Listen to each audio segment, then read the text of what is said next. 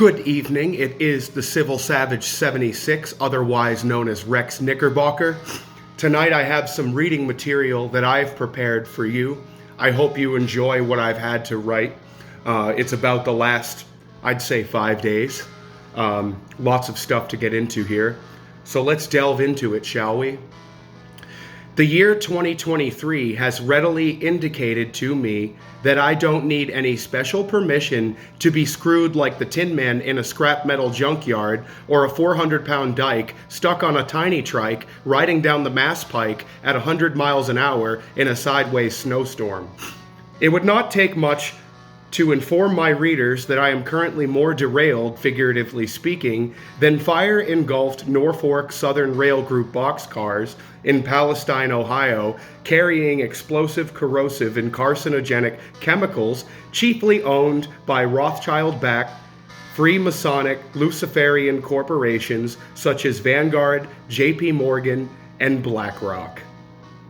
This derailment phenomenon happened with Norfolk Southern Rail Group in 5 different states within a span of 72 plus hours. In the end, I wish Officer Hall showed those Norfolk rail operators in East Palestine, Ohio, how to run a train properly. Even with my adverse circumstances considered, at least I don't huff children, leave classified documents in my garage, or lie to the American public by using mouthpiece pawn stooges from the DC legislative environmental policy drafting community in stating that the iridescently colored water, toxic air, and blatantly contaminated soil near and around Palestine, Ohio is safe for general consumption and/or exposure regardless of recent events.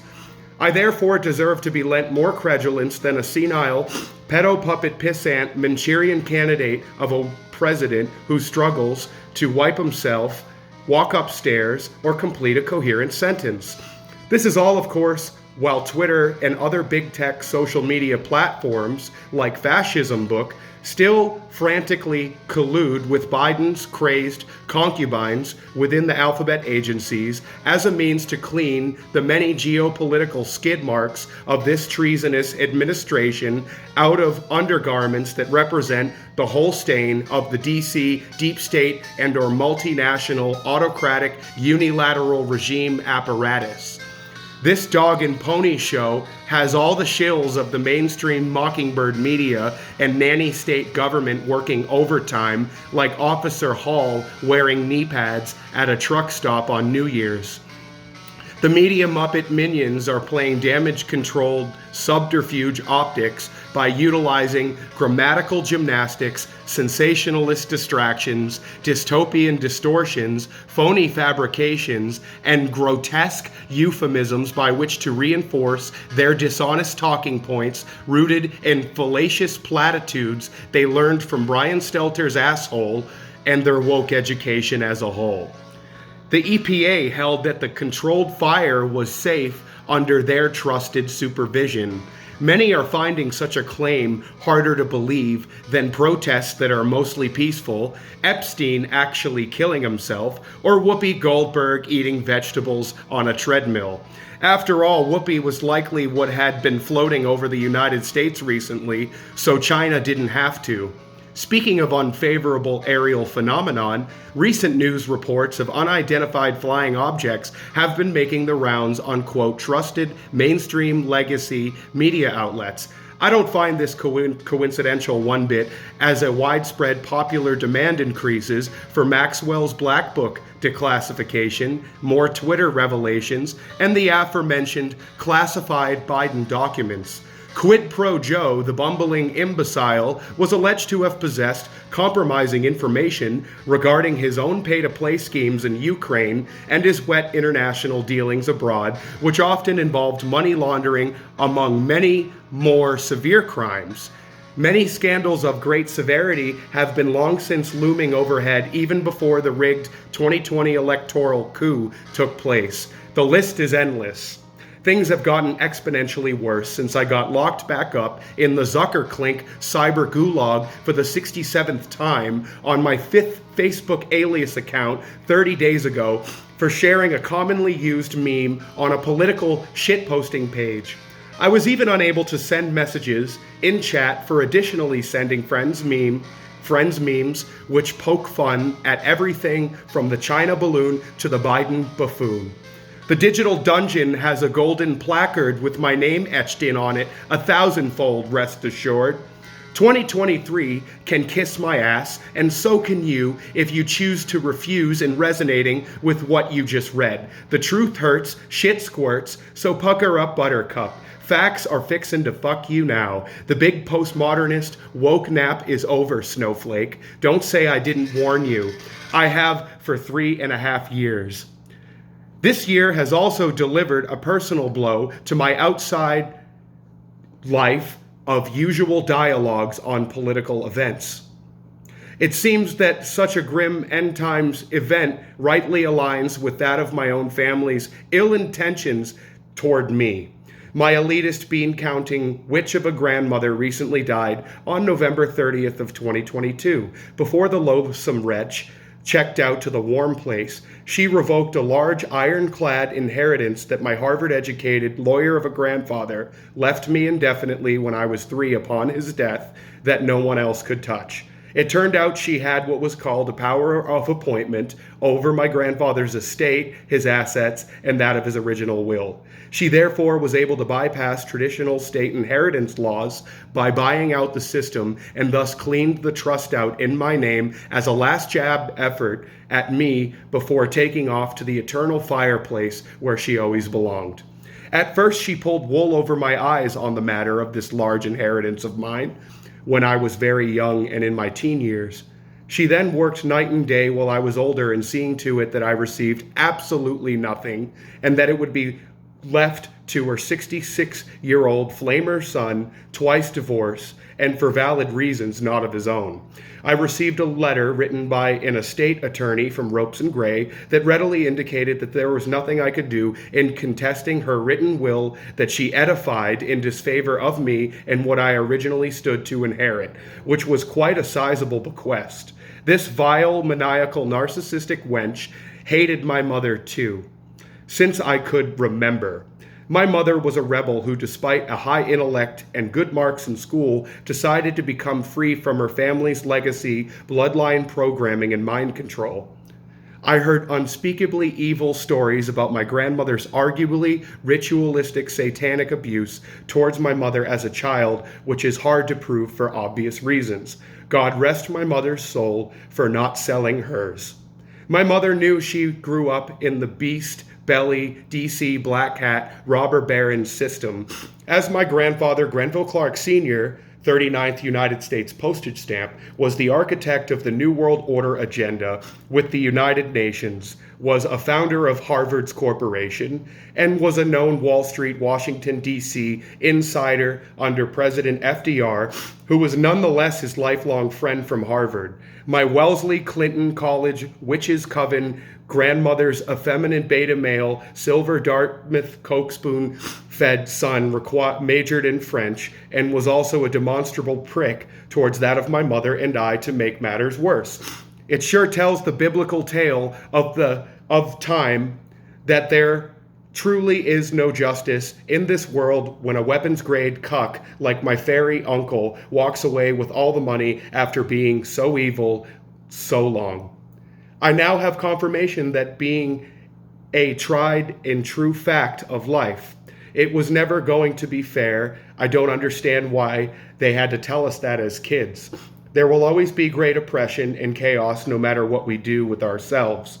My powerful, vindictive, calculating grandmother wanted to wage war against my lot in life for some time now, likely because I never wanted to do the Harvard thing.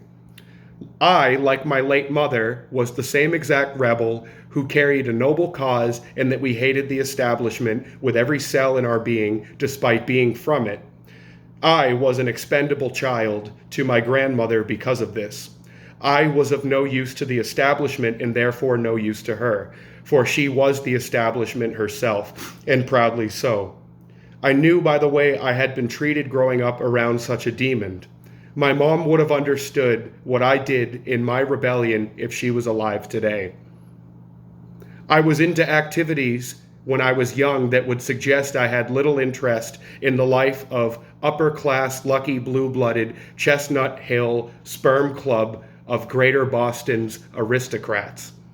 I instead wrestled, drank, twisted up frontos, boxed, tripped balls, explored theological principles, wrote my own material, power lifted regularly, explored literature's great writers, and strived not to be what I identified as a soft, rich pussy from Wellesley, Weston, Newton, Chestnut Hill, or Brookline with a cookie-cutter life and no real strength, struggle, or character.